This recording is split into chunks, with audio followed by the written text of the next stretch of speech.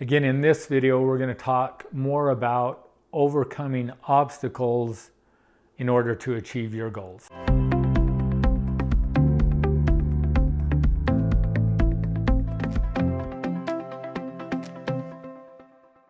So today I want to share with you my experience in moving towards accomplishing my goals. In the last video, I talked about my goal to run an ultramarathon race and my ultimate goal of running a 100-mile race and the things that I'm experiencing as I move towards that goal. Today, I want to talk about my goal of us opening a wilderness treatment program. So let me give you just a little bit of background on why we wanted to do this. So we have a residential treatment center for teen girls. We've had a few girls come into our program that have come from wilderness treatment programs. And then we've actually had a few girls that for whatever reason didn't do really well in our residential program.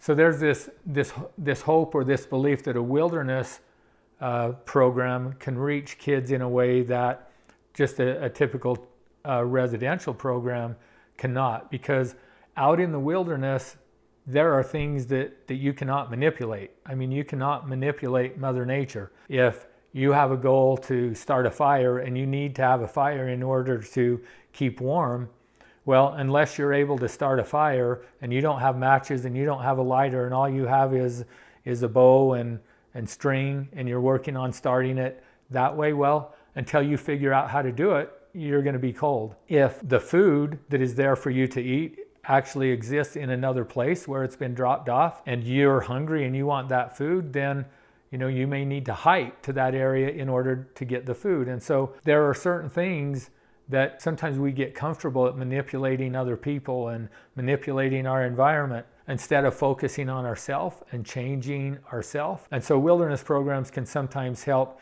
kids break through that a little bit more and then get to a place where they're willing to work on themselves. We have a couple of staff that work for us that were interested in doing some wilderness type things as a way to teach some of these skills and also life lessons to help them maybe better recognize and understand the principles that govern this world in which we live. And because we had kids that at times we felt like would benefit from going to a wilderness program, we then just had this idea of, why don't we go ahead and create one in-house where we could create it so that it fits a little bit more and is more in alignment with our residential program. So we made a decision that that's what we wanted to do, and that was our reason behind it. So we have a goal, but here's the truth about me. So I've never worked in a wilderness program.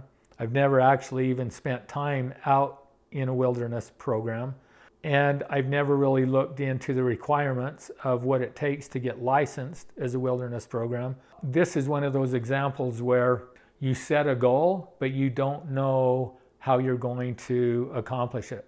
But that's what we did. We just felt like this would be a good idea and a good thing that we wanted to do, so we set that as a goal. So let me tell you a little bit about what has happened since then. We had an initial meeting a few months ago talking about this, and that's when we made the decision that we wanted to do it.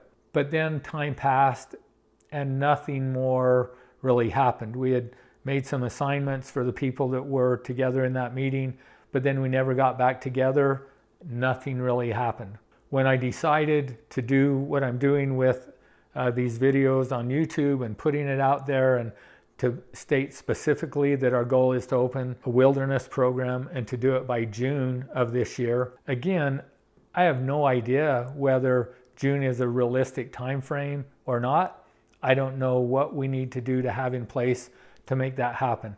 But it's our goal, and we have a time and a date of when we want to accomplish it. So about 2 weeks ago, we met together as our mastermind and looked at all of the goals that we have for this coming year, and we talked about our goals of creating a wilderness program.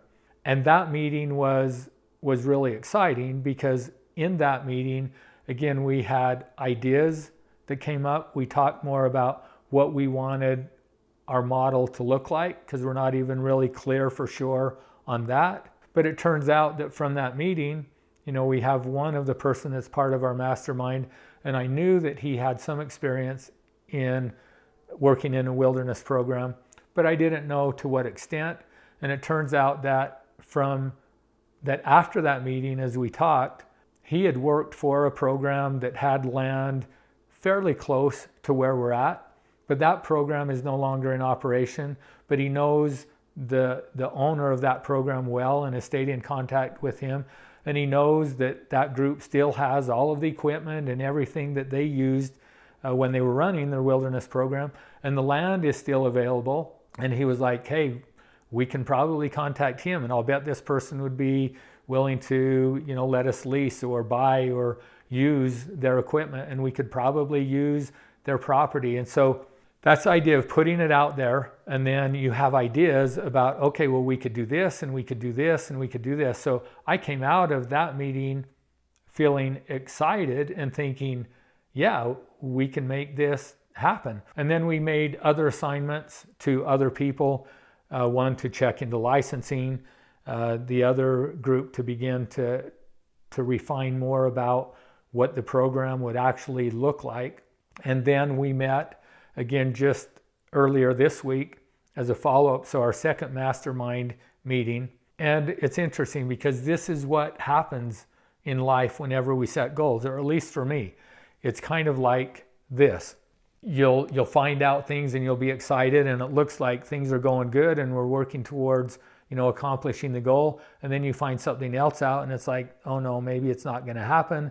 And then as you continue to go, you find out more, and yes, it will happen, then no, it won't, and yes, it will. At our second meeting, we found out that one of the things that we were thinking is that there would be a way to avoid having to get permits on public land to do this by shortening the amount of time that we're actually out in the field and then coming back to a base camp. As it turns out, when the one member, Jeff, when he contacted the person that he had worked for before, the upside of that is that he is willing to kind of partner with us or allow us to use the property.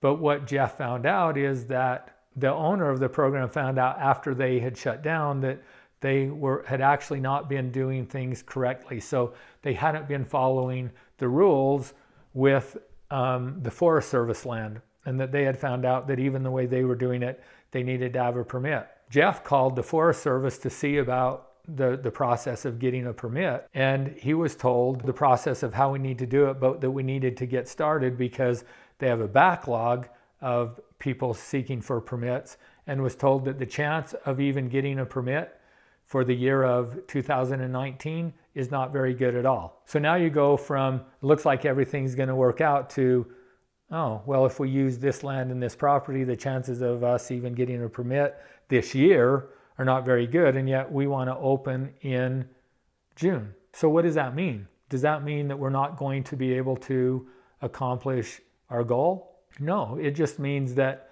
maybe. So does that mean we wouldn't even be able to get a permit in that direction? No, just means that maybe not. But we can still do everything in our power to try to make that happen.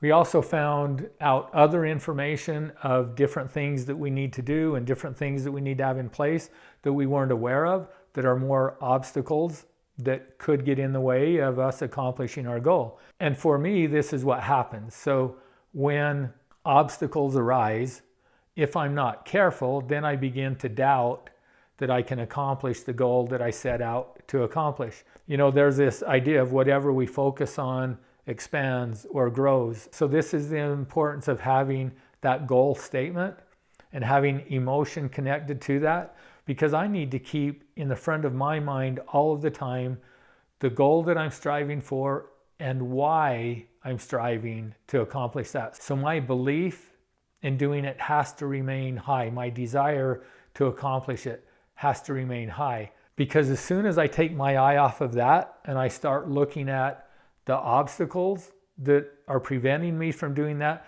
then those obstacles begin to grow and to become bigger. And if those obstacles become bigger than my goal, I'm not going to accomplish my goal. I need to not focus on the obstacles. I need to stay focused on what we're trying to accomplish, and then know that if we do everything in our power, we will be able to overcome whatever those obstacles are that are in the way. And some of them may just move because maybe the direction that we're going shifts. So instead of having to go this way where we have this obstacle, some other idea or resource shows itself, and instead of going this direction, we can do it this way, or we can do it this way.